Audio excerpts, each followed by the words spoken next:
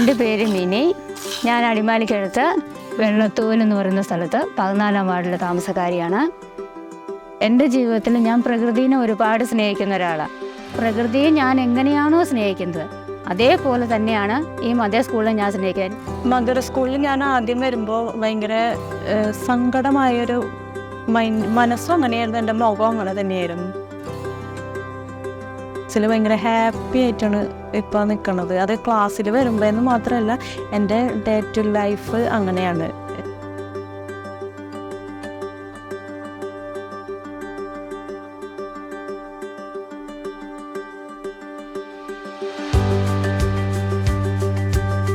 ഈ പ്രാവശ്യം മദർ സ്കൂളിൻ്റെ പ്രത്യേകത എന്ന് പറഞ്ഞാൽ നമ്മൾ കോൺസെൻട്രേറ്റ് ചെയ്യുന്നത് വിഡോസിൻ്റെ ഇടയിലാണ്.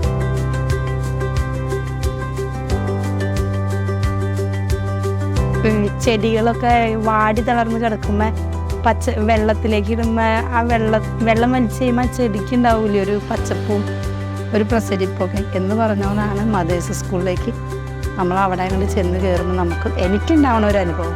ഈ ഗ്രൂപ്പിൽ വരുമ്പോൾ വളരെ സന്തോഷമാണ് ഞങ്ങൾക്കുള്ളത്. ഞങ്ങൾ വീട്ടിൽ അടച്ചുപൂട്ടി ഇരുന്നവരല്ലേ, അപ്പോൾ ഈ കൂട്ടായ്മയിൽ വന്നതിന് ശേഷം ഞങ്ങൾക്ക് ഒരു സന്തോഷം.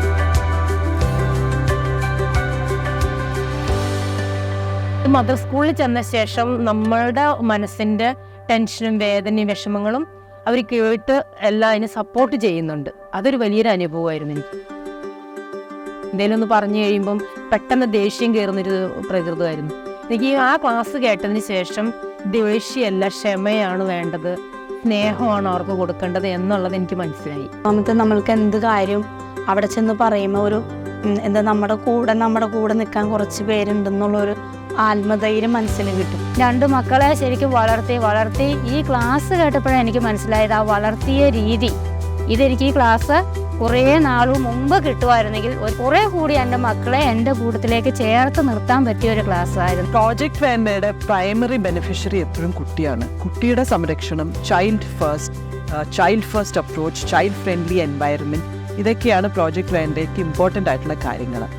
അതുകൊണ്ട് തന്നെ ഒരു അമ്മയുടെ റോള് വളരെയധികം പ്രാധാന്യമുള്ള ഒരു കാര്യമാണ്. ഫസ്റ്റ് ലൈൻ ഓഫ് ഡിഫെൻസ്, അതായത് കുട്ടികളുടെ സംരക്ഷണത്തിൻ്റെ ആദ്യത്തെ പടി എന്ന് പറയുന്നത് ഒരു അമ്മയാണ്. ഓരോ ദിവസവും ഞങ്ങൾ എല്ലാവരും ഒരു ഞായറാഴ്ച 1 മണിയാവാനായിട്ട് നോക്കിയിരിക്കും.